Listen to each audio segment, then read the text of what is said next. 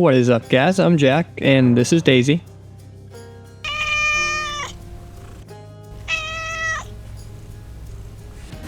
And welcome to another Elden Ring challenge run. So this one is kind of special. It's a 2-for-1 deal. I'm doing Saint Trina and Miquella in this video, so 2 separate runs in a single video. And we're going to kind of compare and contrast them in boss fights and see how well they do. So for Saint Trina, we have access to 3 weapons. We have the Saint Trina sword, we have the Velvet Sword of Saint Trina, and Saint Trina's torch. And there are 2 different sleep effects in this game. So this one that I'm showing you right now is Eternal Sleep. And what that does is, it's essentially just sleep but better. It allows you to hit the enemies multiple times while they are asleep before they wake up. Whereas regular sleep does not allow you to do that. Now the only weapon that we have access to that does Eternal Sleep is Saint Trina's Velvet Sword. And then the Saint Trina's torch and regular Saint Trina's sword only do sleep, which the enemies wake up as soon as you hit them. So sleep does work on bosses too. Not every boss, but some bosses it just staggers them quite literally for a second, so you can get a free hit off. Before we started this run, I had to prepare a few things for the Miquella run, so I grabbed the Discus of Light incantation, as well as the Golden Epitaph sword, and I also went to the Consecrated Snowfield to grab Saint Trina's torch, and a few other things here and there. I died trying to get up here to grab the Miquellan straight sword.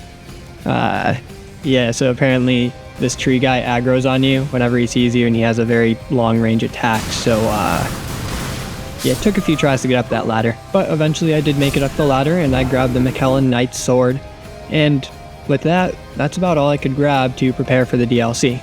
There were a few other random things like the Dragon Crest Great Shield Talisman, and some Crystal Tears, but I want to explain why I picked out these weapons in particular. But before I do that, I also want to go over the rules. So most importantly, I have to complete the DLC as Miquella, and I have to complete the DLC as Saint Trina. So I have to do 2 separate runs. I'm getting all DLC remembrances for both runs. I can only use Miquella and Saint Trina gear, and I'll explain why I chose the gear that I chose in just a moment. No summons, except for Igon of course, and I have to stay at less than 40 vigor, at least until I get to Radahn. Let's start with the most obvious weapon, the Velvet Sword of Saint Trina. So its description reads, the Silver Sword of Saint Trina. So it's at least implied that this was quite literally the sword of Saint Trina herself, or himself, themself. The regular sword of Saint Trina states that it was carried by clerics of Saint Trina, so not literally Saint Trina's weapon, though it has her name in the description, so we'll go with it. So similar to the sword of Saint Trina, the Miquellan Knight sword states that it was forged by servants of Miquella.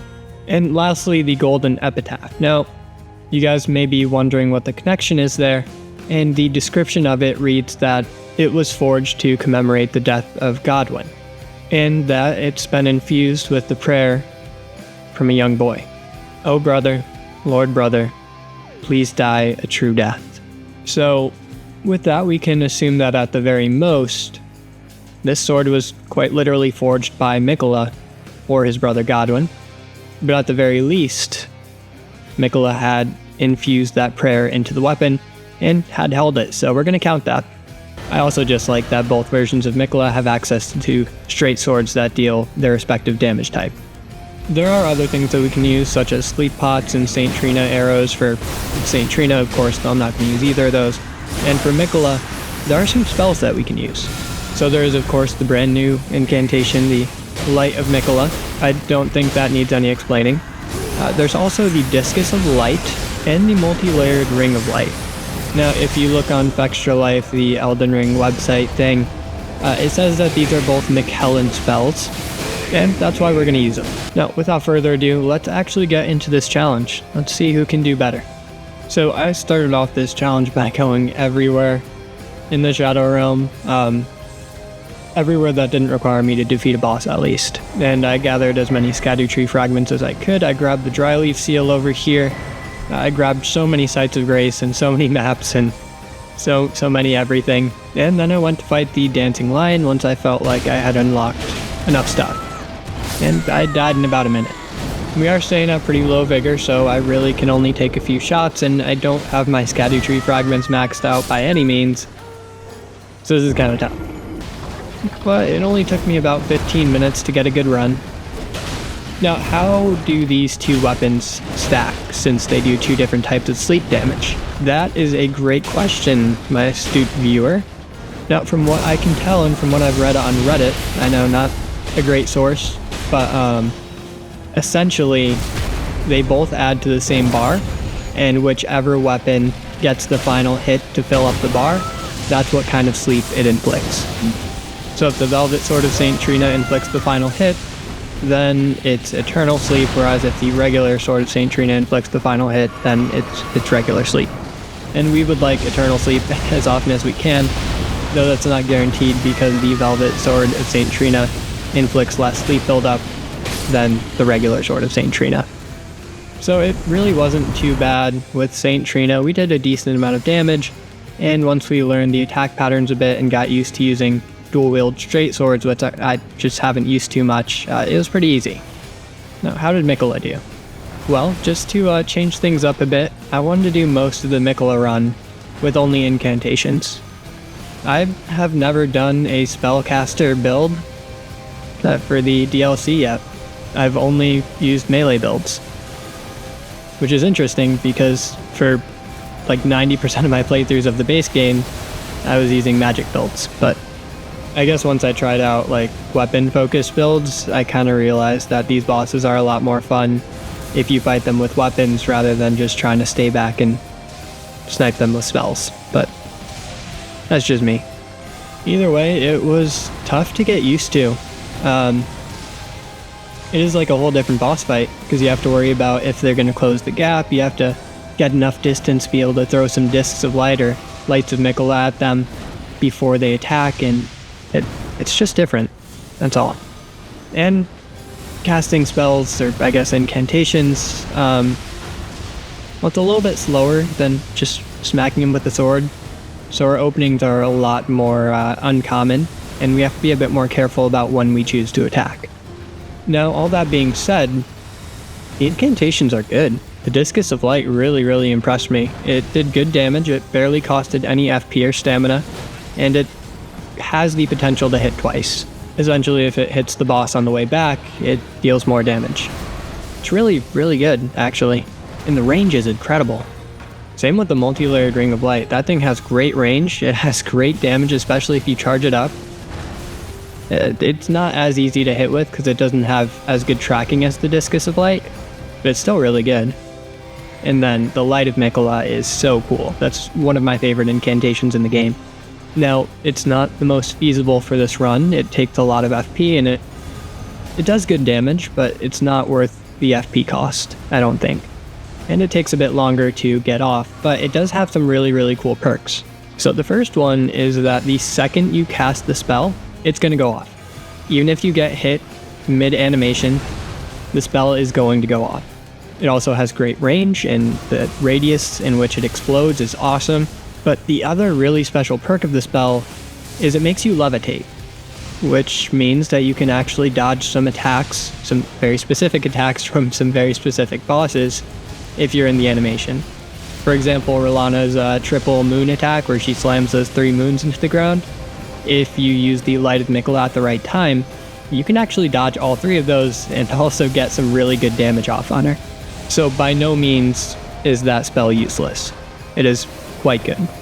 I also want to mention I'm timing each boss individually. You can see the timer in the top right hand corner of the screen, and essentially don't take that as gospel. And because yeah, it can help us determine which build is better for which boss, but it more so depends on how well I play, and I don't always play at the same quality. You know, sometimes I'm a bit tired and sloppy and I'm not dodging any attacks right, so you know, maybe a boss fight that takes me 2 hours could take me 10 minutes if I'm in the right mindset. Just take the timer with a grain of salt, that's all I'm saying, because I don't always play the same. Sometimes I'm bad, sometimes I'm really good, sometimes I'm horrible, and sometimes I'm okay. So over here, since I unlocked most of the map, I tried to see if we could just get into the Rellana fight from the back, because there's a fog door right here. Turns out you can't, but I mean, I guess it was a good try. Also, I got a couple more things for you guys. Essentially, if you're not going to watch anything else in this video, watch the Radahn fight at the end, and I'll put chapters in so you can see it. It's really, really, really good. Like, everything else is pretty fun in this video, but the Radahn fight is freaking epic, so if you're not going to watch anything else, watch that. Second, I had somebody in the comments the other day, and they asked if I could do 2 cooking segments in this video, because, you know, it's 2 videos in one. And yes, of course, I'll add one a little bit later on, and then I'll put the other at the end if you guys don't want to see both. You don't have to watch both. But yeah, of course, if you have any, like, small requests or anything, just put them in the comments. I'll see what I can do. Anything to make you guys happy, honestly. I've been getting a lot of positive feedback about the cooking segment in that one Frenzied Flame video, so I'm going to keep putting those in. And I really have fun making those as well, so yeah. If you don't want to watch them, I will also have them chaptered so you can just skip right past them. Lastly, I tried some live commentary during the fights this time, so I'm going to let you guys listen to that as well, instead of me just rambling on about things that don't matter too much. So let me know what you think of that, and if you think that's better than, like, post-recording commentary, you know? Anyway, back to the fight. Turns out Rellana is actually quite weak to sleep. So we actually get a bunch of sleeps off on her, but again, they only really stun her for a couple seconds, which allows us to get a good little combo off each time. But I mean, you know, I think I would prefer a poise break. Also, don't look at that dodge, that was so bad. But yeah, I would recommend trying sleep on Rellana if you have some trouble with her. It's not too hard. I imagine some sleep pops might do quite well. And this fight was really fun with St. Trina because of the whole sleep thing. It was also really fun with Miquella. Both of these aspects have some really cool synergies with this fight in particular. St. Trina, of course, being the sleep one, and Miquella being able to dodge this triple moon attack with the Light of Miquella incantation. And I beat it on my first try with St. Trina. Let's see how it goes for Miquella. So I didn't beat it on my first try with Miquella, or my second, third, fourth, fifth, sixth. Maybe it was my 7th or 8th though. Regardless, I was still getting used to using a spellcaster build for the DLC, so that's probably why it took me so long, but eventually I did get a good run, and I always started my runs off with a Light of Miquella just because it got some decent damage off. Now, finding some good attack windows was kind of difficult. Again, our spells do take a little while to cast. I honestly found the most luck with, I think, the multi-layered Ring of Light. I actually tried using each of the incantations to see which would be best for this boss fight. The Discus was good, it's very quick, but I found a lot of luck dealing good damage with the multi-layered Ring of Light. Now thankfully we have a lot of stuff buffing our holy damage, such as Golden Vow, we have the Sacred Scorpion Charm equipped, and I also have the Wondrous Physic tier that increases our holy damage, so that's why we're doing some pretty good damage to Rellana right here. Come on, come on, come on, let's get this off, let's get this off. Yes, okay, good. Come on, come on. Finish the animation. Okay, but see, this is what I'm talking about, where as long as you start the animation, the incantation will go off. Okay, back up, back up.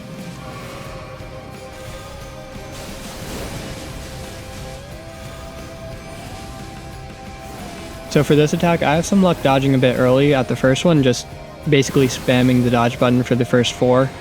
I find that to be the most consistent way of not getting hit by those. Just want to let you guys know in case you're having difficulty with that.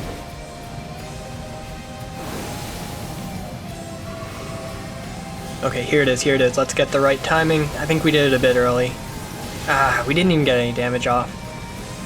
Well, could have been worse.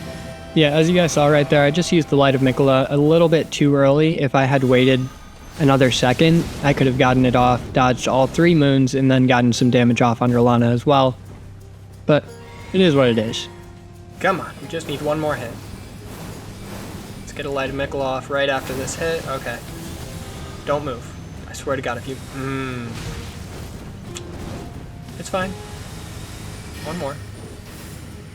I'm out of healing, but it's okay. Don't move.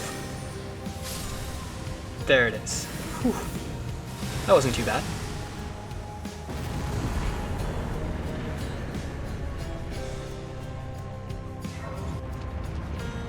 So the Putrescent Knight's up first, and I didn't get it on my first try. I did die very quickly, within like 2 hits, just because I missed some dodges. but the next attempt went pretty well. Now, if you guys remember my buddy Corey, he made a little cameo in, I think it was the Sunflower video, where he said some interesting things. But I was actually doing the Putrescent Knight fight with him the other day, and good God, my man rage quit after getting hit by the horse attack like twice. You know, where he jumps off the horse and starts swinging his axe at you, and then the horse comes and runs at you. Yeah, that is an infuriating attack if you don't know how to dodge it. I do not blame him whatsoever.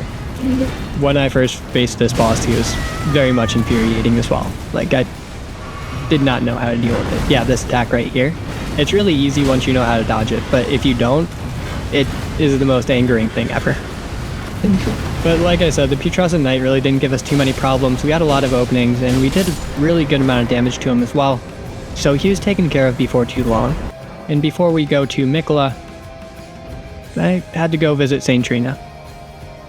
I had to visit myself. And what's the lore of this?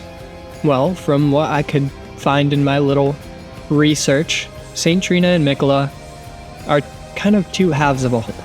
Two entities in one body, with Miquella being the dominant entity. Now, at the cross that lies above this area, it states that this is where Miquella had discarded his love.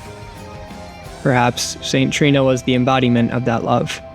And perhaps St. Trina didn't agree with what Miquella was planning, and Miquella couldn't have that dissenting thought in his head, hence why he discarded her and left her to perish down here. Now, St. Trina and Miquella are still tied because, well, when we defeat Miquella in the DLC at the end, if you come back here, St. Trina has also perished. Ah, okay, so watch this. We can dodge that attack as well. If we time it right, we can dodge 2 out of 3 of them, but I didn't time it right there. And as you guys can see, holy damage actually does a bunch to the Putrescent Knight. We are shredding this boy horse thing. And this is a fun boss fight. This is my first attempt, and it went very well. Yeah, I was having a lot of fun trying to figure out which attacks from which bosses I could dodge using the Light of Miquella. I just found it really cool. It's very satisfying if you do it correctly. Yeah, right here. That is the most satisfying thing ever. Oh, that was so much fun. So I think for this boss fight at least, it is safe to say that Miquella is a little bit better than St. Trina here. Yeah, this boss fight, genuinely the most satisfying boss fight I've ever had in Elden Ring. Look at that. This is perfect. Ugh, I love it. I don't love what's next though. So Messmer did not want to go Betty Bye. He didn't have the sleepies, and no matter what I did, I couldn't get a single sleep off on him. Furthermore, our attacks don't really do that much poise damage, so I rarely, if ever, got a poise break on him. And God, those are so helpful, so not having that was kind of rough. I'm gonna be completely honest. Hi, Daisy. I wasn't playing very well during this fight. Hi, Daisy. I just kept getting hit by attacks that I normally, hi Daisy, have an easy time dodging. So that's probably why it took me over an hour to get a winning run. Also, I hate having to skip through boss fights, but yeah, this video is already an hour and a half long, so I need to find some stuff to cut down. So yeah. I'm just gonna try and skip through the long, tedious, and boring parts of these boss fights whenever I can, just to get this video closer to an hour. I don't want you guys to have to sit through an hour and a half of Elden Ring boss fight. That's kind of boring after a while. Even I couldn't watch that. And I love Elden Ring challenge runs. Good God, Messmer, please stop. Ugh, I hate this attack. Does anybody know how to dodge this? I certainly don't. That is a miracle I survived. Oh, please, please. Come on, just one more opening. That's all I need, buddy. Just one more. Okay, here it is. Should be it. God, that took way too long. Okay. Ow, you're supposed to be dead. Snake. He's supposed to be dead! Yeah, weird. Weird. Anyway, Miquella took me nearly as long. About 40 minutes, and There's a lot of trial and error figuring out which spells work the best. I couldn't really get the Light of Miquella off too often. It just took a little bit too long, and Messmer did a bit too much damage for me to be willing to risk using that and getting hit. The Discus of Light was probably my best friend here. I used it quite a bit, and I could usually get 1 or 2 off before he started to attack again, you know, in between his little combos. And it did alright damage. It wasn't too bad. Oh yeah, I picked up a second Dry Leaf Seal so I could get the extra damage boost for my Discus of Light and multi-layered Ring of Light. Yeah, if you didn't know, the Dry Leaf Seal boosts all the Disc of Light incantations. So, yeah.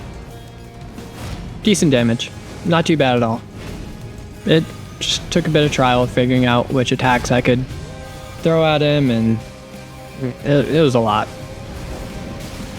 Especially because a lot of his attacks are deceptively long range. And those hurt. I kept getting messed up a bit. It's fine though.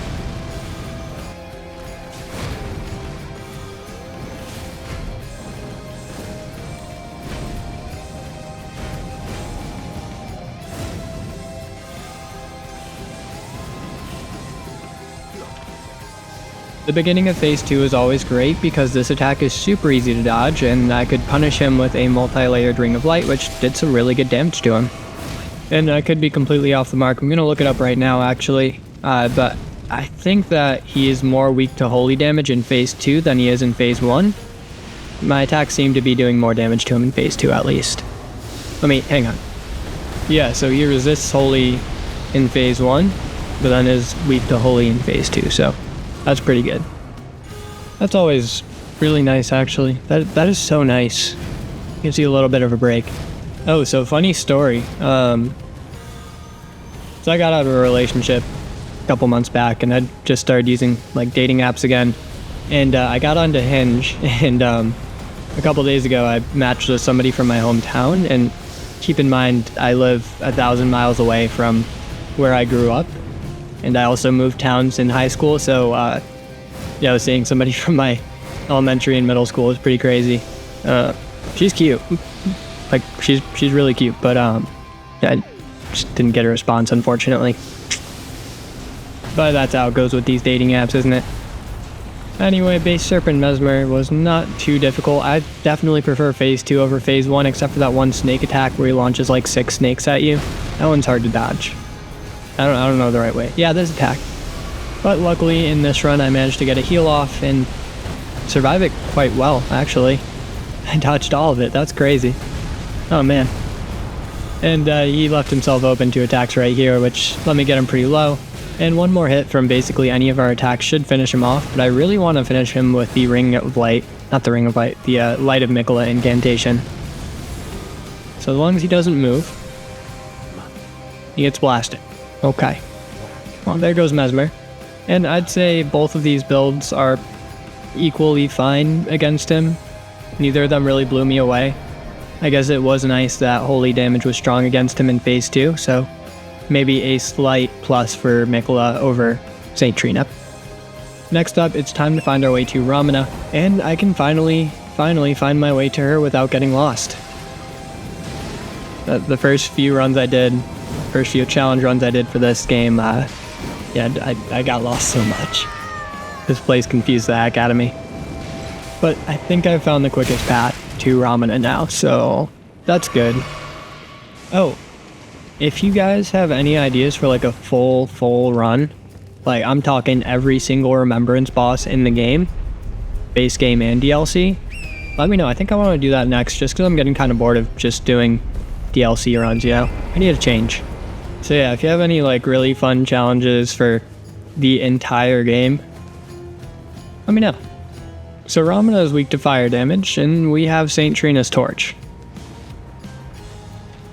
This could go one of two ways. I guess we'll see in a sec. So that's not great damage, but it's certainly not the worst I've ever seen. Now, if you've never used a torch before in Elden Ring, and I don't blame you, they're not all that great. Well, they're not that flashy at least. They do a heck of a lot of poise damage. Like, look at that. That's crazy. And they also don't take that much stamina per hit, which is nice. It allows you to get a lot of hits off, and their light attacks are very quick, and their jump attacks are quick, and they're not as bad as you'd think. I actually enjoy using them. Sometimes. With the right boss, at least. And this is the right boss for a torch. And so is another one coming up here soon. Alright, I think we're pretty close to a poise break. Just need to get a couple more jump attacks off and we should be good. Come on. Good dodge. Jump. One more jump. No? Okay, one more. Damn it. Stop that. Oh. Come here, come here, come here. No. Ugh, her poise probably reset already. Okay, so we just need to keep jumping and attacking and eventually we'll get a... Stop!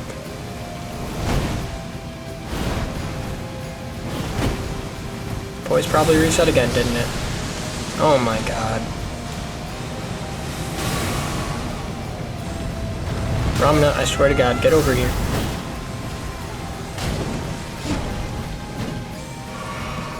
Yeah, so I'm really fishing for a poise break right now, if you couldn't tell.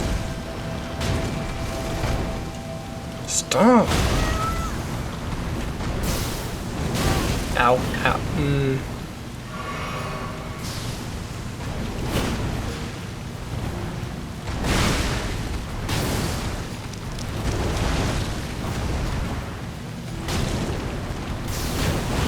One more hit, one more. Come on, this has got to be it. Oh, thank god. Okay, 2 torch hits, switch to sword. Yes. Beautiful. That was perfect, and we should be able to finish her off right. Hi, Daisy. Not right now, please. Okay, come here. Let's go, one more hit, one more hit. A little bit closer.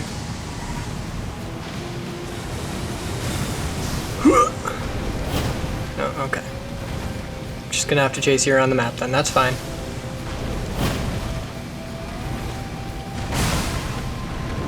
Come on, how was that not a hit? Are you kidding me? Okay. That was fun. I really liked using the torch there. That was good. Hi, Daisy. Oh shoot, I'll be right back. I have to go switch my laundry. Ugh. Wow, it's a freaking miracle. My my laundry is actually dry. So we have communal washer and dryers at my apartment complex, which, yeah, that sucks, but they don't even work well. Like, almost every time, my laundry is still wet after it goes through the dryer, and I'm not even, like, filling it up that much. So, it's a miracle. I usually have to pay, like, $15 to get a full load done, because I have to use the dryer so many times, but it was good today. Only had to pay $10. Ugh. Laundry is my least favorite chore. It just takes so long, it costs me money, and, yeah, I don't like folding clothes either. It takes forever. Ugh. So holy damage is actually pretty good against Romina. So that's good. I don't like having a long range build for her though. Just because I find her attacks to close the gap very well. And sometimes it's tough to dodge if you're far away, and these attacks are meant to be used from far away. So it didn't always go well during this fight. That's why it took me a few tries. But with the damage that we got off, it didn't take me too many tries to get a winning run. Now, the multi-layered Ring of Light was definitely our best choice for this fight. It did so much damage, and it was great. It has so much range, too. Oh, I love these incantations. Which is funny because holy damage was so bad before the DLC dropped, but now it's so good. It's so good. Oh, I love it. I love it. Oh, so if you guys want, I did add the option to become a channel member. I understand if you don't, because I've never actually become a channel member for anybody before. If you want to, the option's out there. I added badges depending on how long you are a channel member for, early access to videos, of course, a shout out also, of course, in videos and in the description. And, ooh, I just got an idea. If you guys stay a channel member for like 6 months or something, I will bake you cookies of your choice and send them. And yeah, the membership will be in the description or something. I don't know how to do it yet, but It'll probably be there. Speaking of cookies though, it is time for a cookie break. So we're gonna start off with a half cup of regular sugar in a big bowl, half cup brown sugar in a big bowl, and I'm not using exact measurements, a little bit of baking powder, a little bit of baking soda, and a little bit of cornstarch. Now, I also add a couple pinches of salt in there, and it's time for about 1.5 cups of flour. By the way, the exact ingredients will be in the description. I'll put the whole recipe down there. I just eyeball everything, some butter. We're gonna add an egg, and I also like to add just a little bit of liquid smoke into my cookie dough, just to make it taste a little bit smoky. It's pretty good. And of course, we're gonna roughly chop a chocolate bar. I like milk chocolate, but sometimes I add dark chocolate to my cookie recipes. So after we mix everything around, it's gonna be like a little bit grainy and sandy like that texture. And then that's when we're gonna try to mold it together into one big cookie dough cylinder. Yeah. And then I always put it in parchment paper like that and roll it up, get it to a nice good little shape right there. You'll see in a sec. Yeah, no, that's looking like cookie dough, all right. We're gonna preheat the oven to 350, of course. And once it's ready, we're gonna form them into about golf ball sized cookie dough balls and then put them in the oven for about 10 minutes. Now you can tell that they're done because the sides of the cookies, like the edges, they're going to be golden brown, whereas the tops are still going to be a little bit lighter color. Yeah, so you see the edges are golden brown. That's how you tell they're done. Crispy on the outside, chewy on the inside. Great recipe. Super easy to make. It also tastes better after about a day of being refrigerated, so just keep that in mind as well. Let's get back to the video. It's time for Gaius, and if you've seen any of my previous videos, you know that I don't like Commander Gaius. He's a jerk, big meanie, and he's not fun. But, gosh, both of these builds actually worked really well against him. Maybe I'm just learning his moveset a bit better. Though, that being said, I still suck at dodging his attacks. Yeah. Okay. That's embarrassing. Yeah, again, both builds did pretty well. I tried to go for a lot of jump attacks with the Saint Trina swords just because that does a decent amount of poise damage. Just enough to get a poise break if I hit him enough times, which is always helpful, especially against Gaius. And I could be wrong, I guess we'll see. I don't think I ever got a sleep off on him. I think at this point of my run, I was getting a little bit, like, tired and I wasn't dodging things too well. But, you know, we did well enough, I suppose, because it only took us a few minutes to actually beat this fight, which is really, really good, especially for me. Good God. Yeah, this isn't great playing, I'll be honest with you. Yeah, I still don't think that I'm good at this game, but I do feel an improvement since I started these challenge runs. Like, instead of it taking me an hour and a half to beat Gaius, we're down to about 4 minutes with a decent build.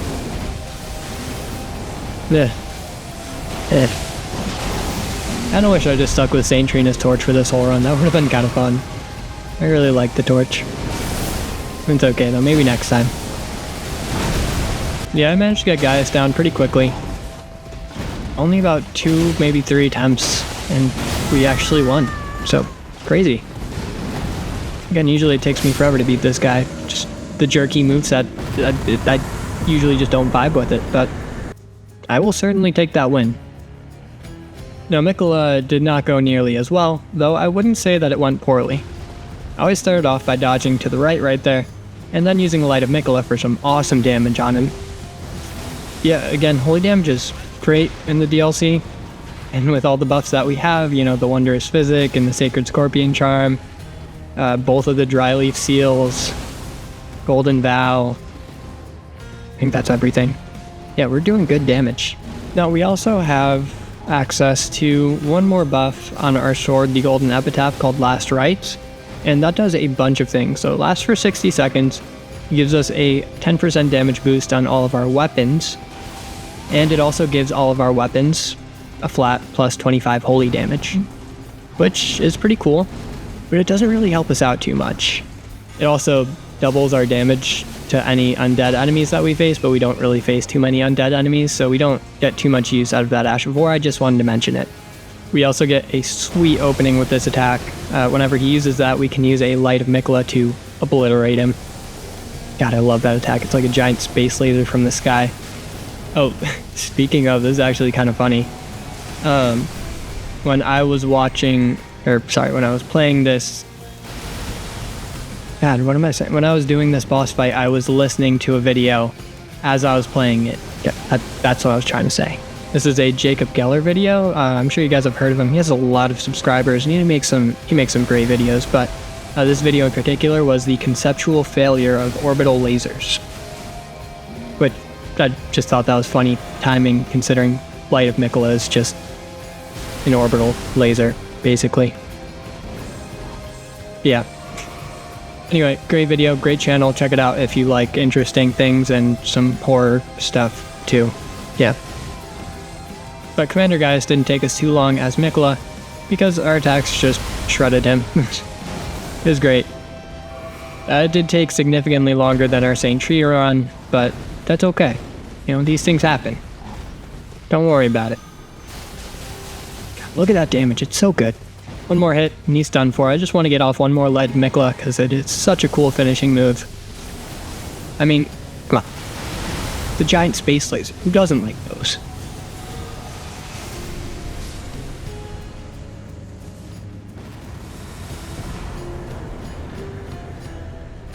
Now, while we make our way to the Sunflower, I just want to say thank you so much.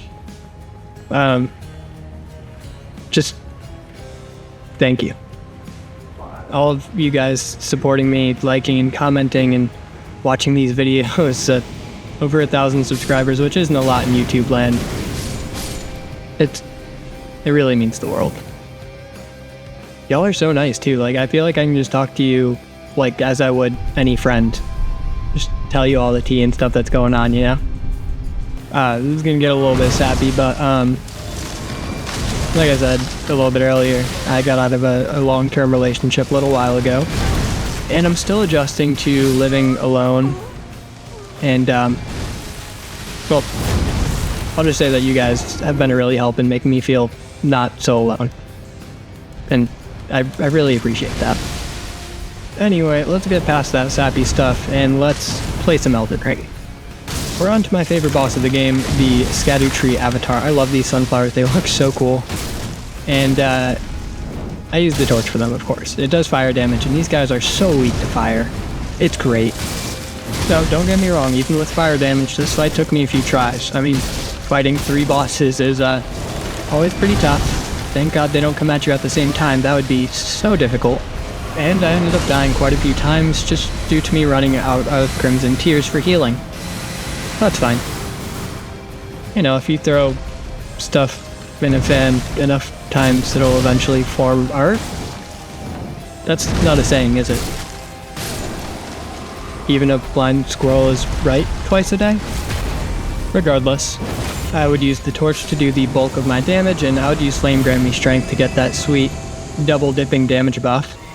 And then, of course, after I took down a Erdtree avatar, I would take out my sword and riposte their big sunflower head for some extra damage on the next one. Gosh, you guys are gonna either love or hate the Radahn fight. I'm excited to see the response about it. I just did some fun editing for it. I personally think it's pretty cool, but it doesn't show the entirety of both fights. I'll just say that. But it came out pretty good. I think you guys will like it. Let me know if you don't though, and I won't do that again in the future. Anyway, with 2 Erdtree avatars down, that just left one more, and the third one usually isn't a big issue because it has this big AoE attack that it does at first, so as long as you can dodge that, you can usually get a few hits off, if you're not too far away at least. Yeah, this thing. Oh god. Okay, come on, get a little bit closer. There we go. 1, 2, 3, 4. Nice.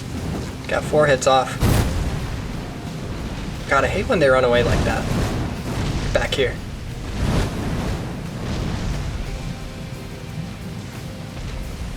Oh, this torch just does such good damage. I love it. My god, only a few more hits and we're done. No, don't do that. Don't do that. I'm not ready. I'm not ready.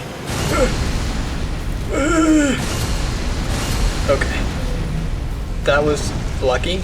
I was just spamming the dodge button there. So it's a miracle we didn't die. Okay, that's over. How was that one of our longer boss fights? That's crazy.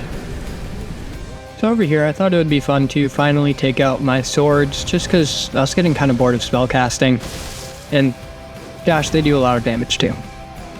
This guy's crit spot just takes so much damage. He must have a really big crit multiplier, but that is quite nice. Another reason why I like this boss, it's so satisfying to see the big chunks of health go down. And the movesets aren't that crazy once you learn how to dodge their stuff, but they still do enough damage and they're just dangerous enough to, well, be dangerous. So, although it's a not very tanky boss if you hit his crit, still dangerous. I said dangerous way too many times in those sentences, and that's also pretty dangerous. I guess you could say we're on the highway to the danger zone. Okay, that wasn't very funny, but if you guys watch Erdtree, you'll appreciate that reference. So like I said earlier, I'm probably going to continue doing those little cooking segments at the end of this video, and I'll put it in the description or timestamp it or something. But I make some fresh pasta, and I show you guys how to do that. And that's a good recipe, but what else would you guys want to see? I was thinking maybe apple pie. I love a good apple pie. One of my favorite things in the world. Pierogies, that is a classic for me and my family. My mom grew up in a Polish household. Kind of, not really. She likes to say she's Polish, but regardless, my grandmother made her pierogies a lot growing up, so we have this pierogi family recipe that we always make for like Christmas and my birthday and stuff, so maybe I'll make that one. That's a fun one. Pierogies are really good. By the way, these recipes that I do make in the videos, they are actually like family recipes. I have a cookbook that my mom made me a few years ago about some family recipes and stuff that have been passed down, and yeah, so you guys get some unique stuff. You know, I probably spent about half of these videos not talking about Elden Ring at all, so like that's probably not good. Well, I think it's time to finish this guy off. Phrasing. As far as which build did better, I like St. Trina's torch better, hands down. I think that the dual swords with Miquella was cool, but if we had done a caster build instead of the dual swords, I don't think it would have gone nearly as well. So I think the St. Trina's torch is the move out of these two builds. Now, I grabbed the golden braid from up here in the shaman village, just for the future. We're gonna need it for Radahn. That is such a great talisman to have for Radahn. And we ring the finger bells. Oh, and I'm sure you guys all knew, but the golden braid just increases your holy damage resistance by the utmost. It's also a piece of Miquella's hair, so it goes well with this run. Now we come over here and finish up the finger quest line, and head on down. We ring the last finger bell, and it's time to face Metyr? Metyr? The mother of fingers.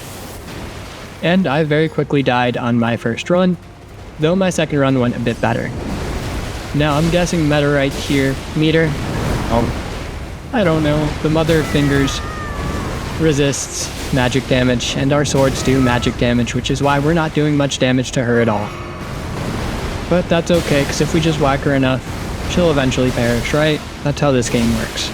And her attacks aren't overly difficult to dodge, and they don't really do too much damage to us. This is definitely one of the easier bosses in the DLC, in my opinion.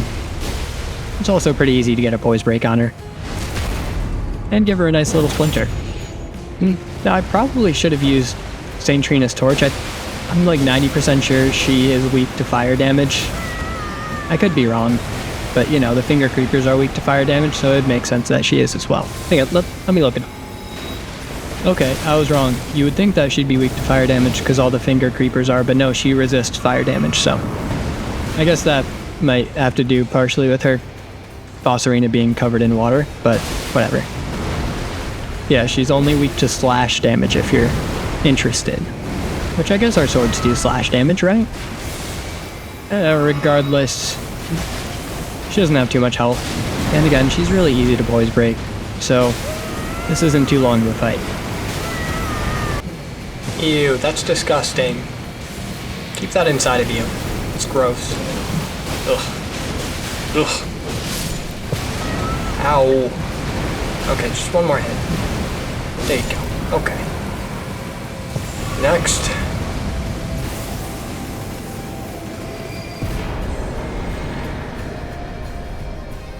Now, much like with our St. Trina build, our Miquella build also lost on the first attempt, though we did a lot better on our second attempt.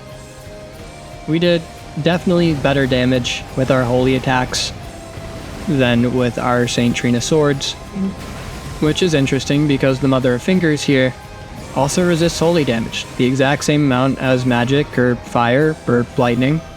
So, I guess we just have a good build going here. I love the color of like her attacks. It's such a fun color. You don't see it too often. I guess it's like a salmon, I guess. I don't know. It reminds me of like Himalayan pink salt, you know? Kind of like that color. God, this video is getting long already. Hang on. Yeah, I mean, it's almost impossible to do 2 full runs of the DLC and all remembrances and keep it under 2 hours, but, you know. We're gonna try. Oh, look at this. Great finishing move. Freaking space laser. How are you not dead? Alright, Midra's up next, and I don't think sleep is going to be very effective against him. I don't know why, I just have a feeling he's immune to it. Let me look it up, though. Yeah, he's immune to sleep, and he's only weak to slash damage, so that's fun. God, I love the Abyssal Woods. I'm so excited for Halloween, y'all. That's gonna be great. Ugh. Ugh. Oh, it would be so much fun to explore this place and climb the giant trees and ride on the giant rats and probably die of madness. Don't worry about it. But yeah, Halloween's gonna be so cool. Oh, you guys will have to think of a really spooky build. Maybe I'll do my Necromancer run for Halloween or something. Yeah. Yeah. I don't know. So Midra also heavily resists fire damage and magic damage and is only weak to slash. So, I mean, we're not going to be doing too much to him, but I think we've learned his moveset enough so that this won't be overly difficult. Right? Get over here, you little monkey. Alright, Midra fight done, right? Yay!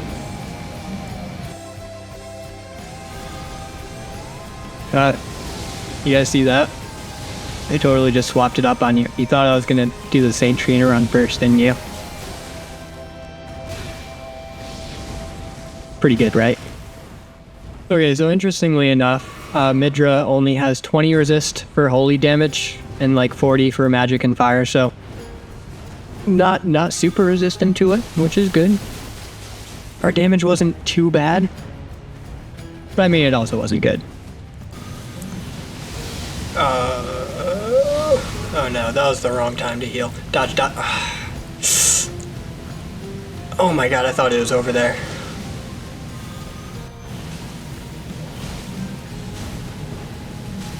Discus of Light is like pretty good here. I love this spell. This might be my new favorite holy spell. It's so simple, so effective. Back up. That should have been a dodge. Come on. So simple, so effective. Come on. Ow. Ow. God, why do I suck? Come on. Okay, thank you. Yes, as you heard past me say, Discus of Light is quite effective against this guy. We can basically just run to the opposite side of the arena, chuck some frisbees at him, and then when he gets close, we just run to the other end of the arena again. Yeah, that's basically what we did the entire fight. And of course, I did get a few lights of Miquella off and got some cool shots. I mean, look at that, it was epic. Just gotta get one more off, and this fight will be over. Don't move. Okay, one more healing, we got this. Yeah, as you guys can tell, I really like using the Light of Miquella for a finishing move, just because it's really fun, and it looks awesome. And Midra's down. Let's see how St. Trina did.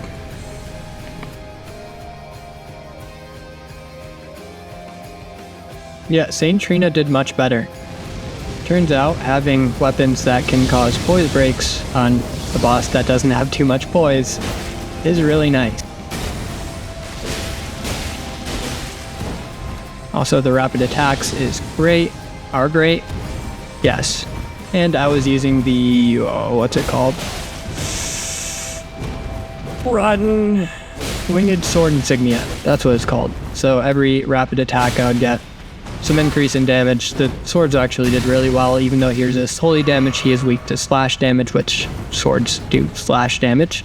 So, yeah, good fight. Not too difficult. And all I would have to do to get a poise break is do some jump attacks on him, and yeah. Not too much to say about this, to be honest. Let's go to the live commentary. I think we're getting pretty close to a poise break here. Oh, thank God. Usually I get hit by that because I'm stupid, and ooh, Corey's online. Yeah, so the real Trouble himself is actually coming to visit me next month, for like a week and a half. He lives like 2,000 miles away. I haven't seen him in like years. Yes, poise break. Missed the riposte though. That's a shame. But yeah, I'm excited to see Corey. It's been a while. We're gonna go on some adventures. I'm gonna take him surfing.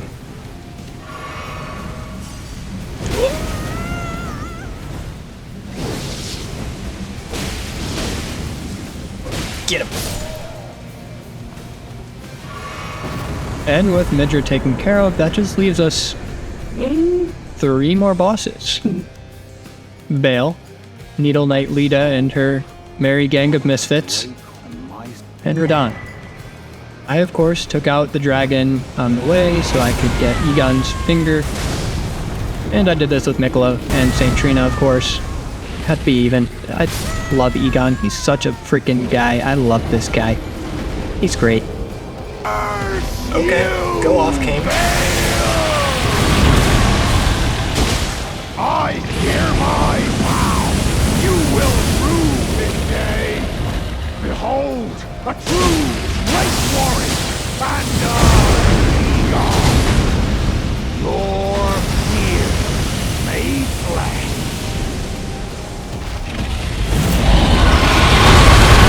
On a scale you might be proud dragon, but I will riddle with holes your rotten hide. With a hail of harpoons!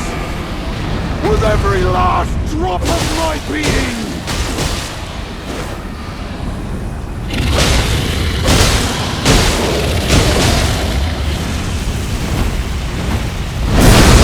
So with Igon's help, we got a nice poise break right here. Then got to deal a bunch of damage to this big dude's big head. God, I love Bayle. He's so cool looking. That's a dragon right there. It's a freaking demon. That was pretty quick. Ow.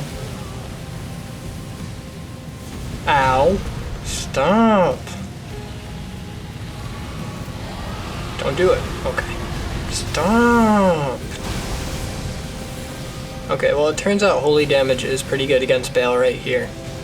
But he has his own giant freaking explosion attack. Thank God we dodged that. Get back here. Come on, man. And yes, just as we can dodge Bayle's giant AoE attack, he can also dodge ours, so yeah. But I did definitely like Light of Miquella the best for this fight. I thought it was the easiest to hit him with for the most part. I mean, Discus of Light was easier probably, but it did the most consistent damage. Plus, since he's so big, he got hit by all the after effects of the attack if he stayed in the right spot. So overall, this is a pretty easy fight. I got it on my first attempt. Even though I was not playing super well, it's fine. I just think I lacked a bit of motivation at this point in my run, just because I've been playing Elden Ring. for so many days in a row and not like taking any breaks. So yeah, that's why I want to do a full like all remembrances run. I need a break from the DLC, to be honest. I think with one more light of Miquella. Oh, sick. Yeah, he's done for it. Let's get it. Thanks for taking his aggro, Igon. Freaking love that guy. Alright, Needle Knight Lita is next, and I'm just going to show you guys like the end of it. It took a few tries for both builds, honestly, but it wasn't too hard. I lied. I'm actually not going to show you guys because we're already running pretty short on time. Again, I want to keep this as close to an hour as possible, but it took about 15 minutes for both fights. It wasn't bad. It really wasn't that bad. Of course, I died on my first many attempts with both of these builds. And I tried to do just a cast build with Miquella. It honestly didn't work too bad, but then I had an idea. I decided I was going to use straight swords, dual wield straight swords for both of them. And, well, you guys will see how I edited it. I think you're going to appreciate it, but keep an eye on the hair color as well as the top left-hand corner of the screen, where you can see I have a great rune attached with St. Trina, but not for Miquella. Just, yeah, enjoy, guys. I hope you like it.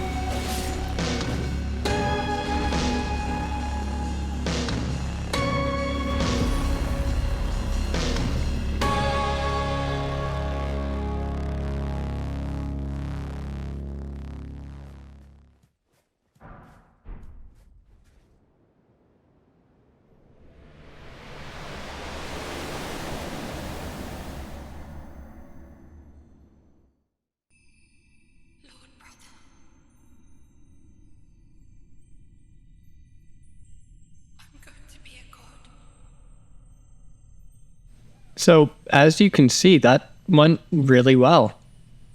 It took me a little over an hour to beat it with St. Trina, and only about 25 minutes to beat it with Miquella. Which isn't much of a surprise, because magic damage isn't as good as holy damage against Radahn. But, wow. That is such a nice change of pace, as opposed to the 10 hours it took in the last video. As promised, I'll have another cooking section in here, but before I do, thanks so much for watching, guys. Everything really just, it means the world, I promise. And hope you enjoyed it. If you like this sort of content, subscribing helps a bunch. But as always, your viewership is enough for me. I hope you enjoy the pasta recipe if you stick around for it, by the way. It's really good. Okay, so we start off with a cup of flour, a pinch of salt, and then we're gonna make a little divot in the flour and put an egg in there. Now, I also like to put a little bit of olive oil in, just a splash, you know, before I mix it around. Now, it's gonna be very floury at first and not very wet, so if you need to add a little bit of water so it sticks together, go for it. Once we get it into a ball, we're gonna roll it out a bit, just so it's pretty thin, and I have a pasta machine that I use to get it even thinner and to cut it, but you don't need to. You can just roll it out extra thin with your rolling pin, and then just slice it with a knife. But the pasta machine makes it a million times easier, and they're pretty cheap too. So we roll it through there a couple times till it's super thin, and then we go ahead and slice it into a bunch of fettuccine noodles. And fettuccine definitely is my favorite type of pasta noodle, personally.